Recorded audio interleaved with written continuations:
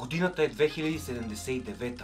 Боко, който се е вградил в робот с изкуствен интелект, посреща 14-тия си мандат. Навсякъде по улиците виждаме тъпи бездомници, които скачат и се търкалят, повтаряйки скибиди и чеченеца и други тренди фрази. А където и да се обърнете, виждате Sigma Face. И за всичко това е отговорен само и единствено Негово Величество – TikTok. Чести почитания на всички, аз съм Христо и в това видео бих искал да поговорим повече за социалните мрежи. Ако трябва да съм по-точен, бих искал да си поговорим конкретно за TikTok, защото постоянно чувам от млади и мъдри хора, че благодарение на TikTok едва ли не поколението се е скапвало и за нищо не става. Целта на това видео е да разберем първо това дали наистина е вярно или просто за пореден път мъдрите хора си мислят нещо, което им е по-бързо и лесно, отколкото наистина да помислят разумно и да проверят. Като цяло стъпките, през които ще преминем в този клип са: наистина ли TikTok води до деградация или просто така се извърта от хората? Начините за ползване на TikTok плюс проучване, което е водено от мен лично повече от месец. Защо хората предпочитат тъпотия пред нещо смислено? И естествено как да се спасиш и вместо да деградираш по няколко часа на ден гледайки TikTok, да го ползваш в твой плюс. Но да, едно по едно. На първо четене, нека да опитаме да отговорим на въпроса: наистина ли TikTok води до деградация? Не е нужно просто да гледате това видео. Всеки от нас има какво да сподели долу в коментарите по темата. Не се срамувайте, ще се радвам да се съберат възможно най-много мнения, защото истината сигурно е някъде по средата. Предполагам. Моето лично мнение по въпроса е, че TikTok не води до затъпяване на хората в държавата. Моите наблюдения са, че по-голям процент от хората в TikTok са адекватни и знаят какво се случва, възпитани са и искат да развием едно готино и приятно комюнити. За сметка на всички тези плюсове обаче, всички тези готини хора са скромнички и не държат да изразят мнението си, в което няма нищо лошо. Но комплексарите в социалната мрежа се възползват изключително много от това и не забравят да си споделят мнението под всяка тема, без значение дали са компетентни или не. Въпросът сега е как съм изградил така моето мнение. На първо място, чрез комуникация с хората в платформата. Стримвам там всеки ден от 19:30 или по-скоро се старая, защото не винаги намирам време. В началото не правех по много гледаемост, макс 3-4 зрителя бяха постоянно. Но през последните 10 стрима вече има повече хора, около 30 до 60, които най-сетне се отпуснаха и започнаха да пишат в чата и след дълги разговори с тях видях всъщност колко готини хора има там. Вторият аргумент, чрез който сформирах своето мнение, е след като се загледах в това колко хора са реагирали по някакъв начин на някакъв пост и реално колко и какви са коментарите на поста. Масово има горе-долу 40% повече хора, които харесват, репостват или шерват поста, отколкото коментират, и то в коментарите почти винаги повече от 80% са хейт или някаква тъпотия. На база на тези неща смятам, че TikTok не е чак толкова зле. Вече след като знаем това, е време да ви споделя за експеримента, който провеждам през последния месец с цел да разбера начините, по които може да се използва TikTok. Преди да започна експеримента, направих 4 фейк профила в TikTok. Първият не харесвах нищо. Буквално не се ангажирах с абсолютно никакъв тип съдържание през цялото време. Просто си скролвах, като абсолютно всяко едно видео или реклама ги гледах от началото до края, без да забързвам, скипвам или повтарям клипа.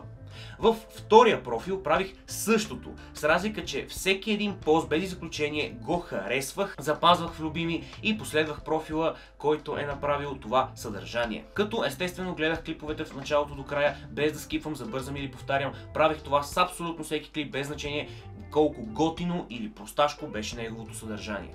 В третия профил се ангажирах само с готино образователно съдържание, което да ми помогне да стана по-добър човек, а всички простоти не просто ги скролвах, а специално казвах на TikTok, че не са ми интересни. И в последния профил направих същото, но си търсих само единствено просташки контент, като за да може всичко да е честно.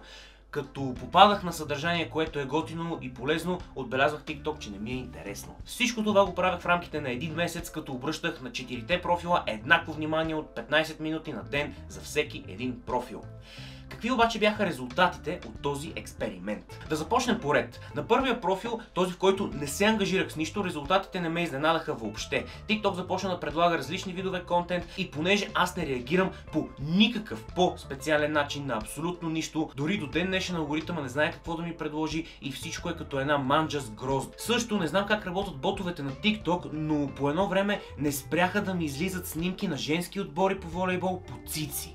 Тези снимки ги виждах само при този профил, не при другите. Надявам се скоро TikTok да вземат мерки, защото има доста деца по света, а това не е окей да го виждат. Във втория профил, където харесвах всичко, имаше подобен ефект. И не, нямаше снимки на мацки по цици, но всяко едно съдържание се повтаряше по 10.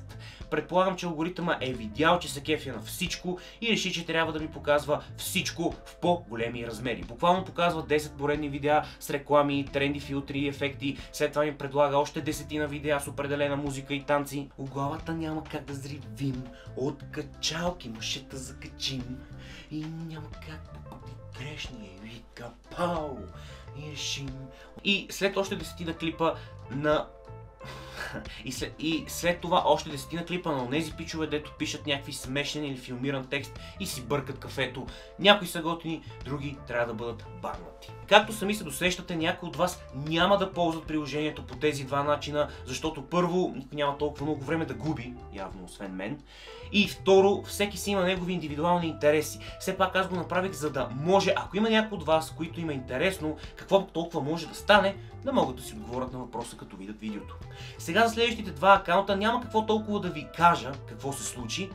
Вие най-вероятно и сами се сещате. В профила, в който харесвах простоти, ми излизаха само простоти, а в профила, в който харесвах готини, свежи, забавни, образователни неща, ми излизаха само такива. Тоест, всички от тези неща, които определени други хора говорят, че TikTok има за цел да ни затъпи, са пълни глупости. Алгоритъмът просто показва това, към което сте проявили най-много интерес. Неусетно обаче минахме и към третия въпрос, а именно защо хората предпочитат простотия. Имам мнение по въпроса, но за сега ще го запазя в тайна, понеже ще направя цял един определен клип за това. Но ще направя един призив към всички вас да оставите вашето мнение долу в коментарите. Може да сте съгласни, че хората предпочитат простоти, може да не сте, но каквото и да бъде, напишете го долу в коментарите. Всички тези експерименти обаче не бяха на празно, защото благодарение на тях успях да намеря начин как се тренира профил в TikTok от самото начало, за да може да бъде във ваша полза и също колко време отнема. Отнема не повече от 5 дни, в които сте ползвали приложението поне 30 минути на ден, като за да го настроите във ваш плюс не е изобщо сложно. Просто харесвайте и реагирайте на съдържание, което е образователно и интересно, и на всички други глупости и тъпоти просто казвайте на TikTok, че не ви интересуват. Цаката е да имате дисциплината първите няколко дни, след това няма да се налага. Маравай, благодаря на всички, които решиха, че искат да останат до края на това видео. Някакси поканени сте на много готини стримове в TikTok, където може да се пръснем от смях. Нямам търпение да пусна следващите няколко видеа, защото мисля, че станаха доста готини. Също мисля, че е удачно да обявя, че подкаста се завръща с пълни сили след дълга и гадна пауза. Учете, деца, и те така. 3, 4, 5, 6 осветления. Би трябвало да се вижда добре, да я знам. Аз трябва вероятно почна повече да се интересувам, защото ние само за клиенти правим яки неща, за нас не. Между другото, Бранче БГ. Беше код беше. Ай, чао. Ай, сте гледали клипа, бе, тръгвайте си, бе, ще ви е ево.